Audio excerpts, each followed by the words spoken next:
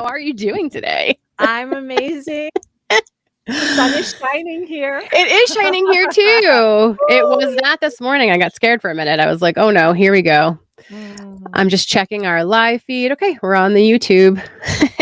Hello. All right, let's do our intro. Oh, let's shut the alarm off first. Thank you, everybody.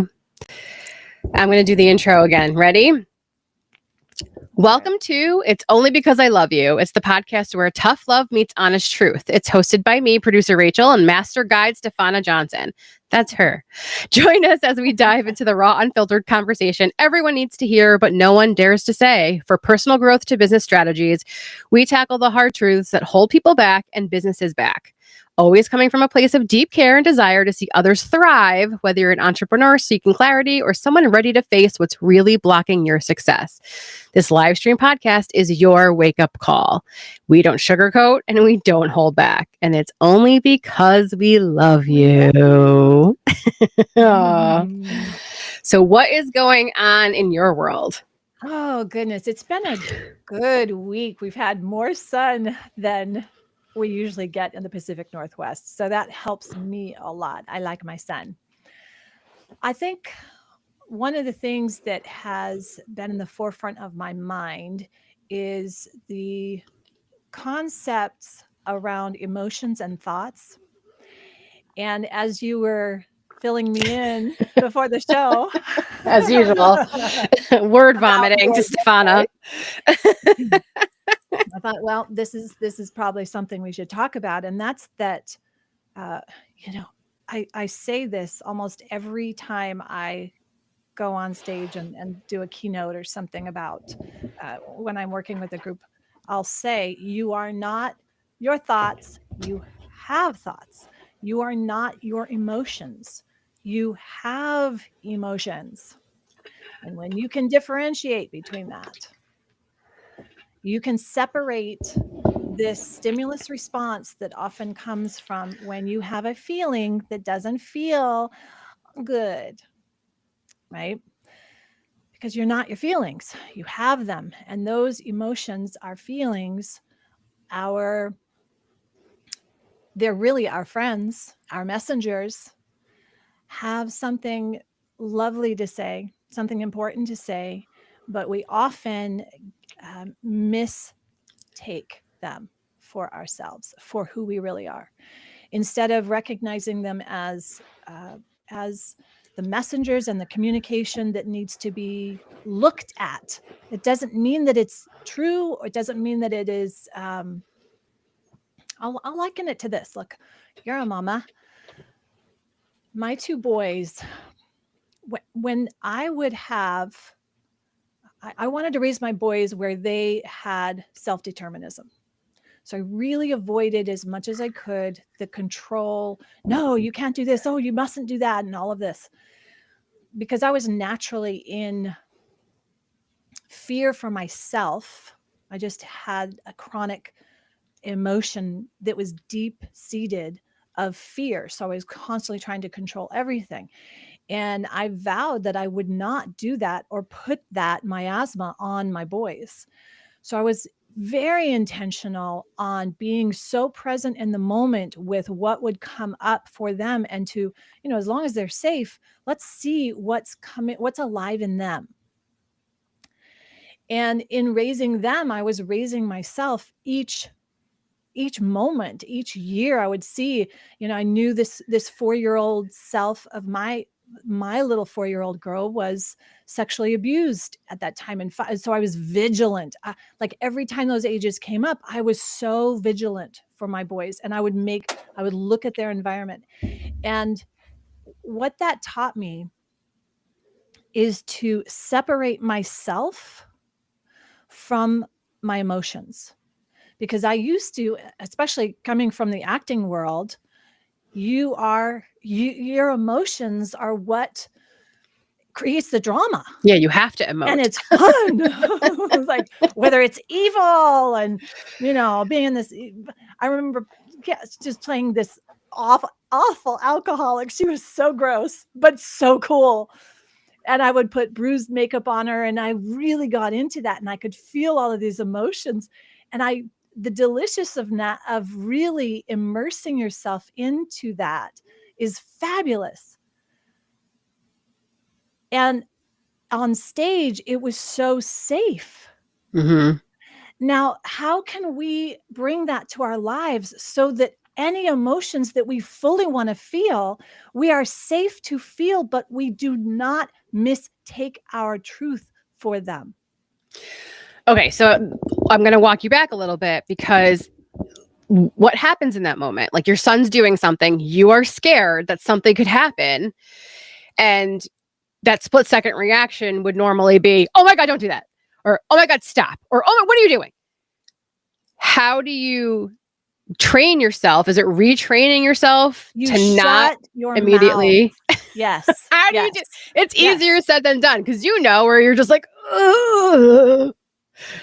Do I have to say something to myself? Is it really always just tell yourself, press pause, press pause, press pause? Like, take a pause, take a pause. Oh, and in fact, I had to stop the words because there was so much noise. Mm-hmm. And I mean, in my head, right? And I knew that was wrong. I knew something about this was not right. And I had already had so much programming of, this is what you're supposed to do now. This is what you say now. And this is how you're supposed to behave now. But there was something that was not resonating about that, because I could never fully be present when I was constantly thinking what I should be doing and I should be saying this. I was fragmented from myself. And it comes back to, I love yoga, and I started early on, 9-10 years old. At first it was an escape. And then it switched to, it was a bad thing, because the religion I was involved in, you weren't allowed to have any other things like that, especially not yoga, because the truth about yoga and meditating is that you go inward and do the work. Mm-hmm. And that sometimes can be really dark and scary. So I came full circle, and it took me until my 40s to get full circle on the deep inner work, without all the different mechanisms or mantras or all the other things we think we have to buy or have or use as a tool or as a vehicle to get us there, when it's already right there. We just need to shut the F up,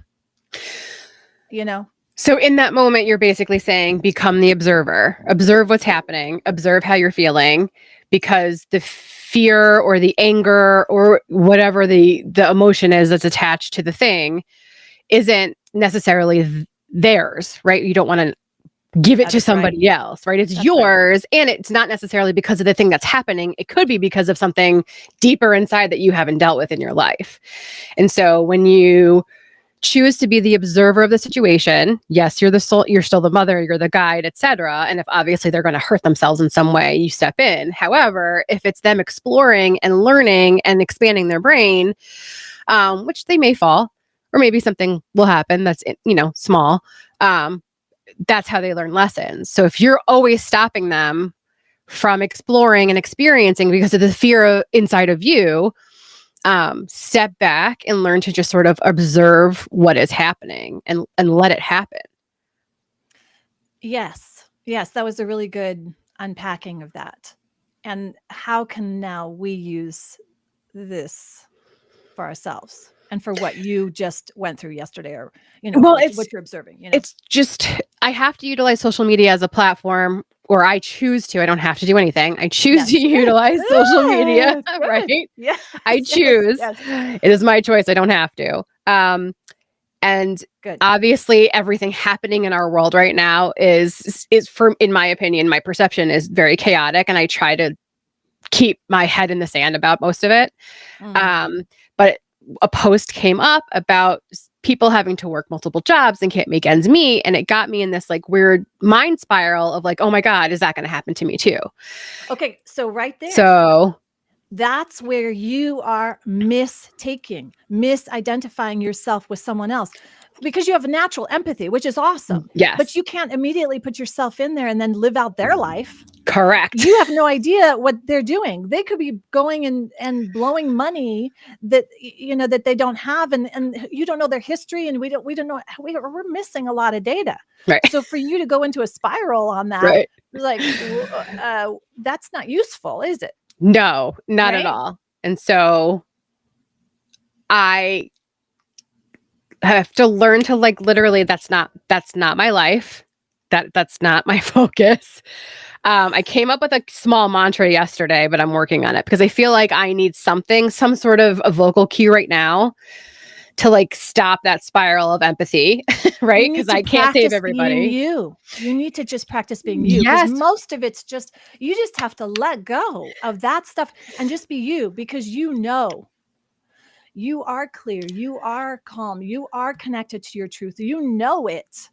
Yes. But you're allowing for this interference, this constant, and what that is, I'm saying this because I love you. I am. It's almost like you have a script you keep loving to play out because it's serving you in some way. And we have to remember this. The fingers are pointing back at me as well. All the stuff that we are playing out and repeating and putting out in words and thoughts, and we're putting this out and projecting this into this world that we continue to create and collaborate in co-creating, is still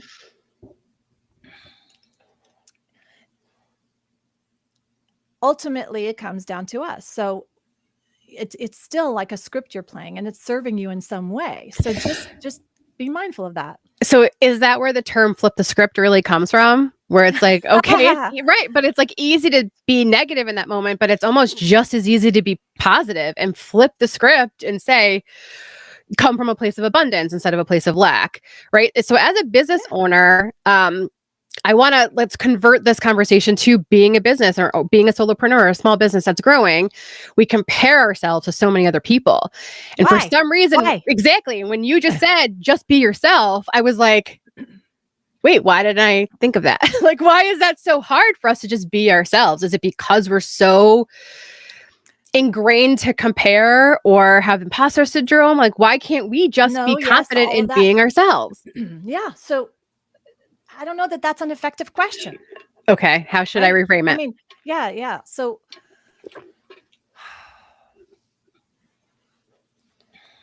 I'm trying to get that question back now. Yeah. It's just not a useful question. Why am I not blah, blah, blah? Why am I not? That's not useful for ourselves. Why am I not? It's like, because you're not. Moving on. Well, who are you? What do you want to be? What do you want to create? Okay. And a lot of times it's like we can't even go look at ourselves in the mirror and tell ourselves the truth. And that's why. That's the why. Because we're not able to actually be with ourselves and exactly what we are feeling and thinking in the moment, and differentiating that those thoughts are not us. Those emotions are not us. We have them, and it's information. And it allows for you to take that information in and process it, and then decide to accept it or reject it. That's the whole thing that we have to understand. And most people are just like siphoning the BS and not filtering it, not processing it, not going, no. Oh, I like that more. Yes, please. No. And we need more of that as a skill. And yes, I would think it should be more natural. That's how we should raise our children, so they can go and say, no. And we think that that's the terrible twos, and they do the no's. Oh, give me more of those no's. But let's be really clear on our yeses. You know? I love that, because I did an EFT tapping session yesterday, like literally on this thought process of like, why am I going down this road? And so she literally just said, like, when you start to have the thought, literally just like, nope, not for me. Like, nope, not for me. And then if I need to flip the script, this is what I'm focusing on, right? Like living in an abundance, et cetera, et cetera. I'm working out the words that like resonate with me and actually feel right. So like, yes, is it going to take me practice to get into a different mindset? 100%. I'm unraveling 49 years of negativity and using emotion as my crutch, right? Using fear instead of focusing on love and abundance, if that makes sense, right? I think as a human being, but also now a business owner, that like straight up fight or flight was my thing for so long. And now I'm learning to just be. Like, we're just going to be now. We're not running. We're not fighting. We're not doing any of those things. We're just going to just be. And process those emotions and understand like where they're coming from and figure out what the triggers are too. And I have to start eliminating the triggers, I think. Yeah. And you're piling on more and more and more and more and more stuff for yourself to do. Oh my God. You have no idea. Or no, you do have every idea of that. Right? Because you're not only doing it in the physical world, you're also doing it in the mental world. Like, now I'm supposed to do this. I got to do this. Yeah. And that's just, it's exhausting. That's why, I mean, literally some of the practical things that I think every one of us needs to do, besides getting a good night's sleep every night and making sure you have hydration, all your basics, right? Yeah. Is you just you fully unplug and go walk. I know we talked about this, right? Yeah, I need an alternate option because it's very snowy and cold here. I'm a wimp. There are days where I'll put on like the winter gear and then drive to the park and take a walk. But for those days that I'm not, what is something that I can do to ground, to be in that space? I think you should put your park on. I mean, okay. It's freezing right now. I'm actually shivering right now. And the snow, and it's like, I'm shivering right now, and I'm thinking, I would love to just go sit in front of my fireplace and make a cup of tea and just, right. But I know I've already had 2 clients today. I need to go walk. And that means I'm going to put on my little snow pants. It's probably going to take about 3 minutes, but I'm going to do it in a mindful way because you know what? Afterwards, I always feel better. Okay. I always feel more present. So I know you asked me, and I'm going to genuinely look at this. So grounding, it's one of those things because look, we definitely live in this culture now where we're in front of a computer, we're having devices, but that is not, it's not native to our well-being. So it is important to unplug, to go all off and get outside in all kinds of weather. So if I was a client that was saying, but Stephana, I don't have time, but it's cold outside. I don't want to put on the parka, or but how do you unravel those buts? Like, is there a deeper reason that I'm giving you the but, or is it really just I'm so used to not giving myself that space and time to be out in nature and like regroup and reset, that it's easier for me to come up with excuses not to do it than just be like, yep, let's go do the thing. Yes, and yes. Everyone's going to have an individual thing. So I would not try to lump everything into, well, it's because of this, right? And that's where it comes back to each of us taking personal responsibility for our own lives. Yes, having a coach and a guide and somebody who can hold you accountable and all of that. It's wonderful. That's why it's a big booming business to have a coach now, because people need accountability. But ultimately, number one, I always say this, I say it in my book. It's like the way you're going to lead stronger, longer is you've got to start telling the truth. And there are no degrees of truth. There's what is true, and what's true. And as you're saying all these things, well, but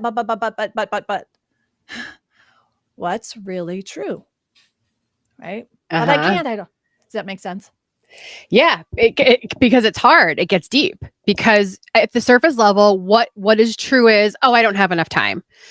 But the deeper level is, and I might cry, I'm not creating time for myself because I don't value what I need. I No. value what everybody else needs, and I put their needs before my own. So instead of waking up a little bit early so I can journal or go for the walk in the afternoon, I'm going to sit and do XYZ or make dinner for my family because their needs come first, right? Everybody's before mine. And so that's really the deeper issue is it's not that I don't have time in my schedule. It's that I choose to not create time for myself because I don't value myself. Yeah. That's a big piece of it right there. And that truth, I think, is so hard, not just for me, but for a lot of people. So on the surface level, it's, oh, I don't have time. But it's like, but why?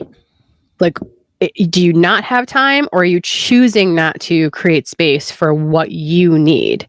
Right. Yeah. So now we take that a little deeper if you're ready to go with that. You know, we can use me as the example. I have no, we'll go a little bit deeper and then I'll just be like, I can't. It's me too. I mean, we get this, right? But the more we can go towards the truth and sit with it, because you got to a level of truth there for sure. We dug a little bit. Right. And it brought up some emotion, and that's valuable. Right? That's useful. Now we can go, okay. But there's another vein of gold that's running along that too. And the practice is this. It is this right here. Excavating? Or yeah. Say that again so I can cut it for a short. The practice is taking the time and doing this, like you say, the excavating, because the gold, that vein of gold that you just hit on, and discovering within yourself, I am not valuing myself. And that's the truth. That's the hard truth. And that's one piece of it. But there's another vein of gold that's right along with that. Right?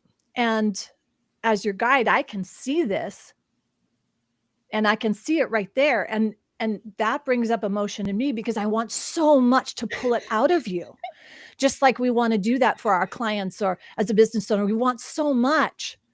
But like the analogy of the egg, if we go and start cracking the egg from the outside, we are going to kill the life force that's needing to come out.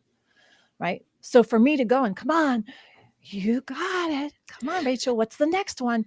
It's coaxing and being there. But ultimately, when you see and discover the truth for yourself, that's when the transformation happens, not before.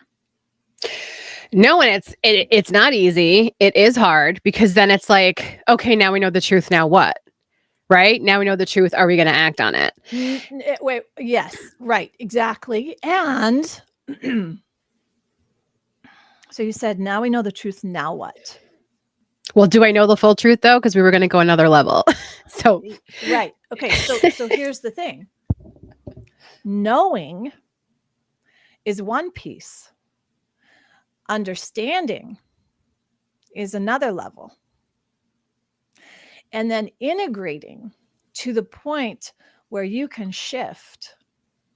And this is where the big piece comes in. This alignment of your heart, because in your head, and rhetorically speaking, your head, okay, not pointing fingers, your head, in your mind, in your thoughts, this is what you know to be true. And so there's all these expectations that come off of that.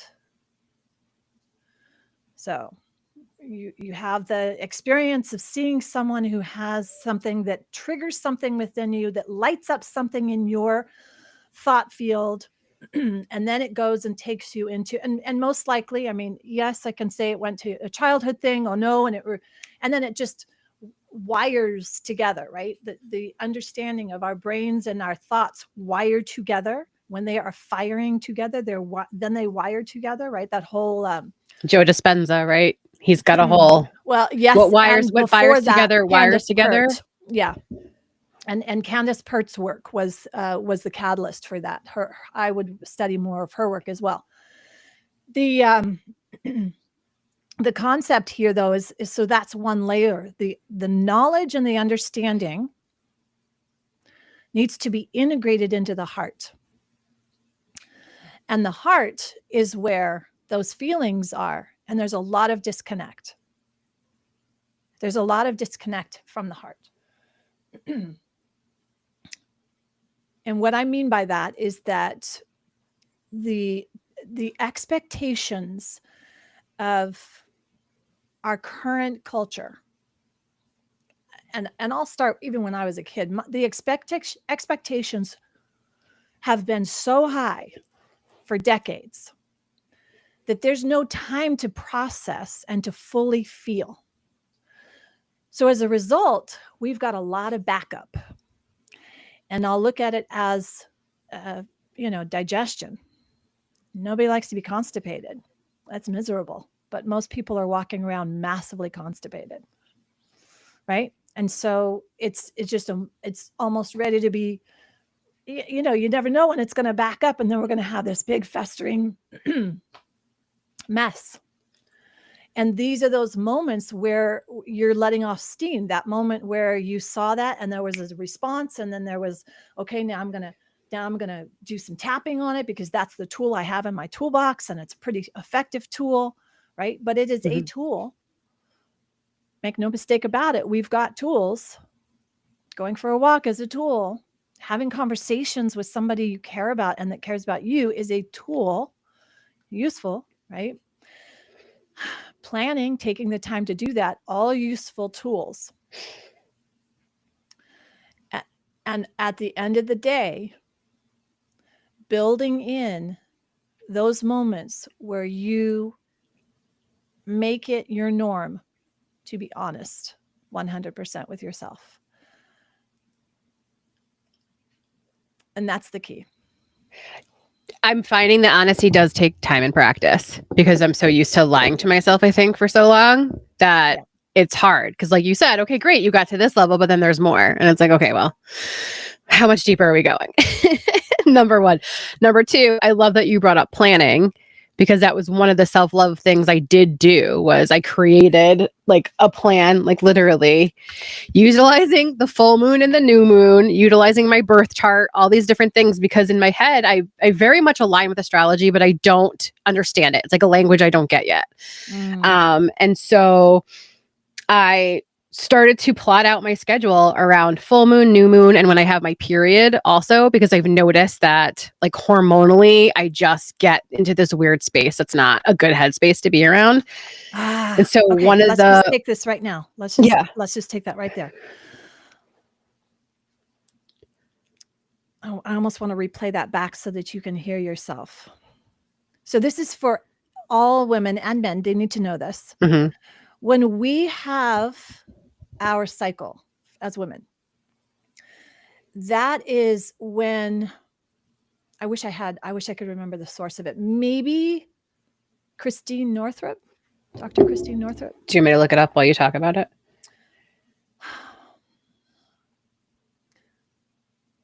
One of the things, because I want to give her the credit, or whomever it is, I can't remember the source of it, but when we are having our periods, when we go through our monthly cycle of bleeding and letting go, right? It's just like the year of the snake, right? We're shedding. And when we are shedding that skin, that potential, we are most tapped into our intuitive, our structure of like trying to keep us in this box of, don't share your emotions. You got to suck it up. You got to do it, right? All of that for the 21 days is gone. It just falls away. And it feels like we're raw because we're so used to keeping that barrier and so used to having that big crust around us so that we don't go off on people that need to be gone off on. I say burn it down. Right? It's the weirdest thing. When it's that time of the month and I'm getting my period, all of a sudden it's like, I don't want to do any of this, burn it all down. And And I don't want to burn it all. Like, I logically don't want to burn it all down because I have fun building this. It's where I want to be. I don't want to. So this is really important. So this is the differentiation. There are some useful tools. There's some useful moments of understanding where, okay, what is it that you want to burn all down? Because your pendulum swings extreme.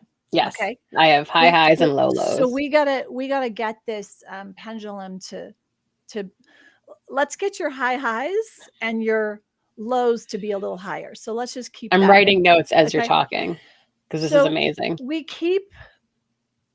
keep that concept of we burn it all down, especially when we're in our intuitive state, and it's like give yourself the time to just be like, whoa, what's really coming up for me? Because gosh, this is powerful stuff.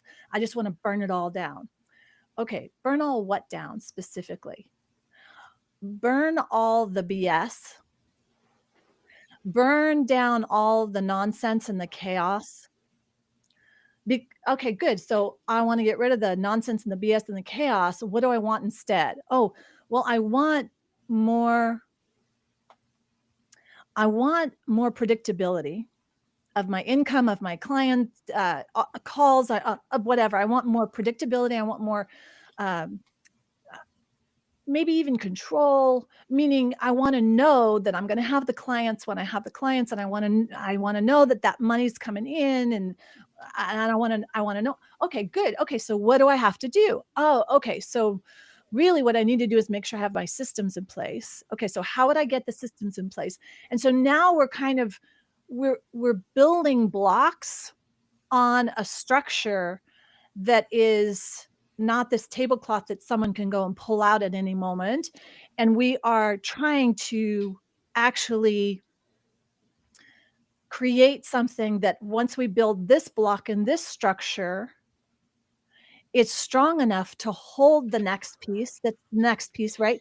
Right. So these are the things that we now have to understand, this balance between this intuitive guidance that's wanting to come in and go, hey girl, you just said some stuff for the last 21 days that weren't true. And you just put up and sucked up a bunch of BS for the last 21 days. And I'm here to tell you, And that's where you're interpreting, and rhetorically speaking, you interpret it as burn it all down, or I can't take it anymore. I get the F. I need to be all right. Get off. It's awful. Ugh. When it's really like you just hadn't given yourself the time, the space to process what is happening. And we just don't, because we're on to the next thing. Scroll. The next thing is like, hello. Oh, hi. Gosh, there's something here right now that we get to have, and that's amazing. But most people are like, where's the next thing? What? Right?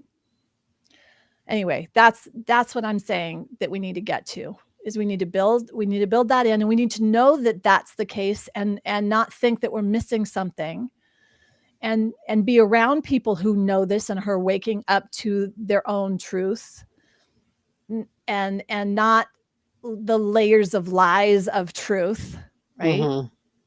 Yeah.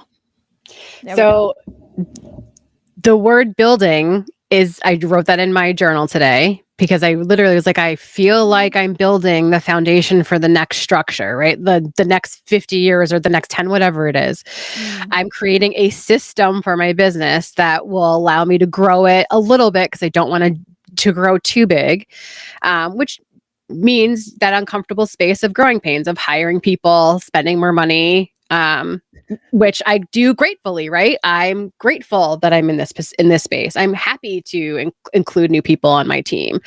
And so it's so funny that you literally use those words of like building and the system, because that's exactly what I wrote in the diary today, of like, I'm proud of myself because I'm creating, and I'm building the foundation so that the next block can go on top of it and it's stable, and we know that this is the system that we built, and this is the system that we can utilize, which will allow myself to be more present because I've created something. Watch the word allow. Watch the word allow. Okay. I like this. I like this. Keep going. But creating that more stable foundation means that when something like I'm on social media and I'm feeling empathy or I'm having imposter syndrome, it doesn't shake that foundation as much as it does right now. Right? Because and so each one of those things are a really wonderful opportunity to check out what's going on, to shine more light on that truth. Okay, that imposter syndrome. Am I ready to look at that? Cool. Yeah, I want to look at that. Oh, awesome. Okay. Am I ready to look at this social media thing? Like, why am I going on social media right now to do this? Like, let's look at what my intention is right now. My intention is to go onto social media and to feel empathy for five random posts and to feel total empathy for them, right? This is where you get present and you set your intention. Okay. And you let go of all the interference, and then use your tool. You're observing. Mm-hmm. Oh, look at that. Because this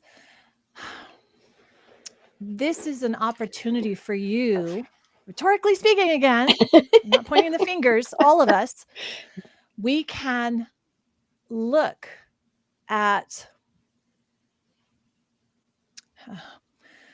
I used to always want to be perfect.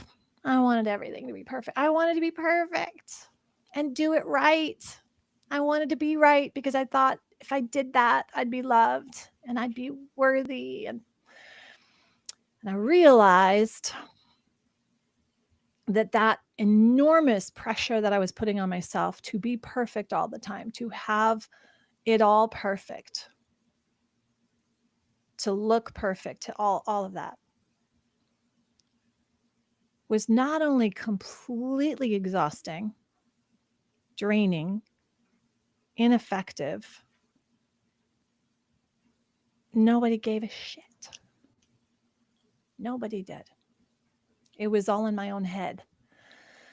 And I think that once we realize that all of it's playing out in our own heads, we can start looking at the emotions and the thoughts that are coming up within our own heads and asking a little bit more about it, asking the question that could be potentially effective.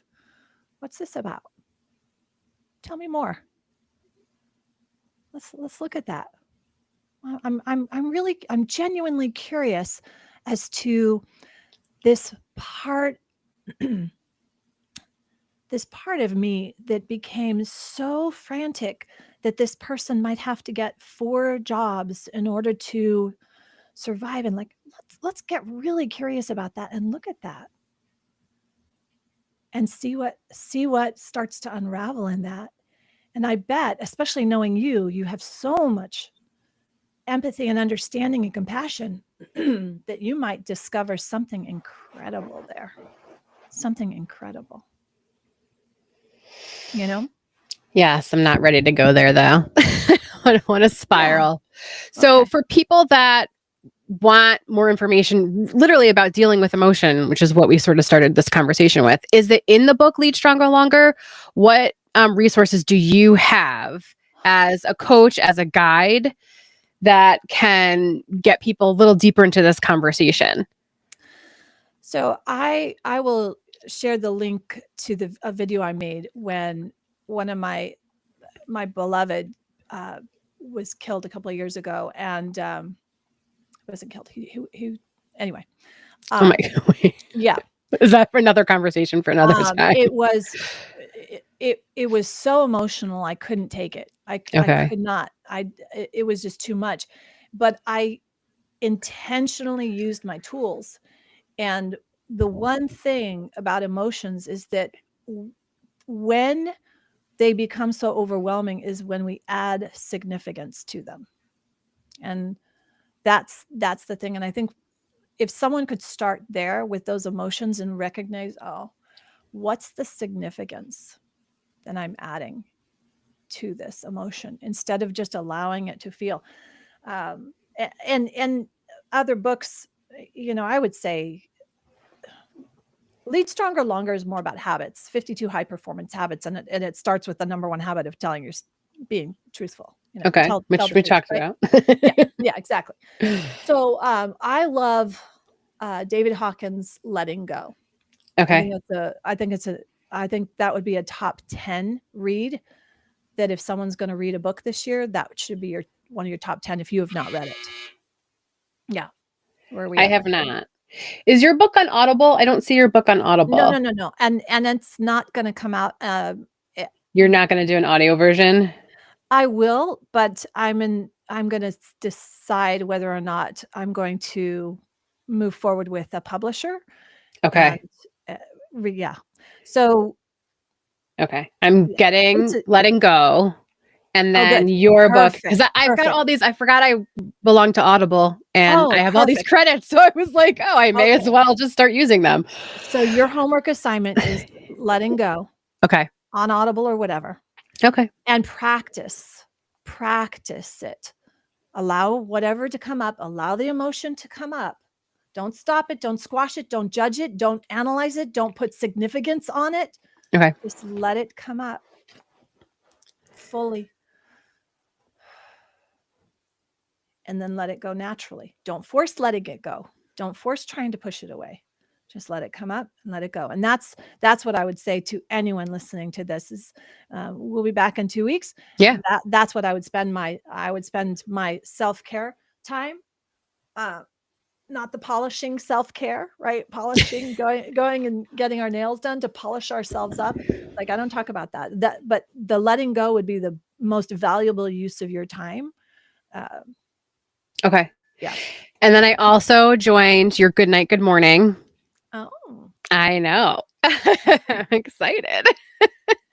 I need to start really doing all the things that I know I need to be doing. And if that means that I need guidance, et cetera, to sort of have those checkpoints met, then that's what it means. Letting go, let go. I need to get this done. I have to get this done. I have to get right. Once I see. that starts I just made myself another to-do list. Yeah, just for you, and whoever needs to hear this, if that's true for you, because some of us know we need to get more stuff done. We need to get the right things done, know what the right things are, and go do them.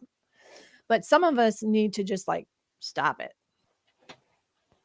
let it go, and be okay with not having 50 things to get done, because that is not going to prove your worthiness. Sorry.